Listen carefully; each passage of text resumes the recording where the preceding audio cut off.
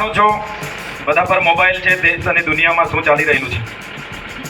તમે જોયું હશે મારી સાથે કેવા કેવા બનાવો બની ગયેલા છે.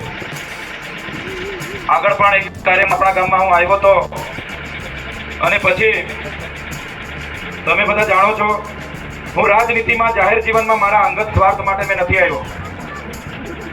જાહેર જીવનમાં રાજનીતિમાં હું મારા ગાડી બંગલા કે મારો ઉદ્ધાર થઈ જાય એના માટે નથી આવ્યો. થોડા નજીકથી આવતા રહેજો એટલે બધાને સમજાશે. નજીક આવી જાઓ.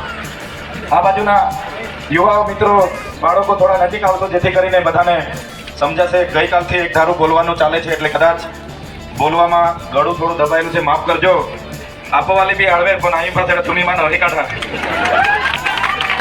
આપોવાલી બી આળવે પણ આમાં થોડીક ડોગરી પોડે એટલે તમે. નમસ્કાર મિત્રો, વિડીયોમાં તમારું સ્વાગત છે. આપ જોઈ રહ્યા હતા વિડીયોની અંદર ચૈતરભાઈ વસાવા શું કહી રહ્યા હતા. તમે જોયું, સાંભળ્યું કે ચૈતરભાઈ વસાવા કહી રહ્યા હતા કે હું ધારાસભ્ય મારા માટે નથી બન્યો, મારા વિસ્તાર માટે, મારા તમામ જે ચાહકો છે એમના માટે બન્યો છું, હું સારા કામો કરવા માટે બન્યો છું. આવું ભાષણની અંદર ચૈતરભાઈ વસાવા કહી રહ્યા છે.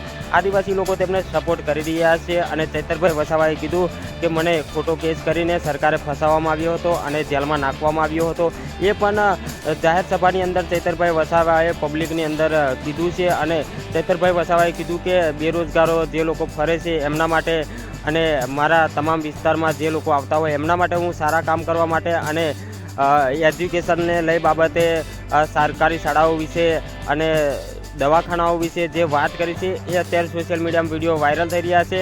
અને ચૈતરભાઈ વસાવા માટે જે લોકો ભેગા થયા હતા એ તેમને સપોર્ટ કરવાની તાકાત આપી છે. અને ચૈતરભાઈ વસાવા 100% વિધાનસભા જીતી જશે અને સાંસદ સભ્ય 100% બની જશે, કારણ કે આદિવાસી લોકો તેમને સપોર્ટ કરી રહ્યા છે. ચૈતરભાઈ વસાવા 100% ચાલશે, કારણ કે ચૈતરભાઈ વસાવા અત્યારે જ્યાં જાય છે ત્યાં ચૈતરભાઈ વસાવાની બૂમો પડી રહી છે. તો મિત્રો, તમે ચૈતરભાઈ વસાવાને સપોર્ટ કરવા માગતા હોય તો વિડીયોને શેર કરી દેજો. ચેનલ પર નવા છો તો ચેનલને સબસ્ક્રાઈબ કરી નાખજો.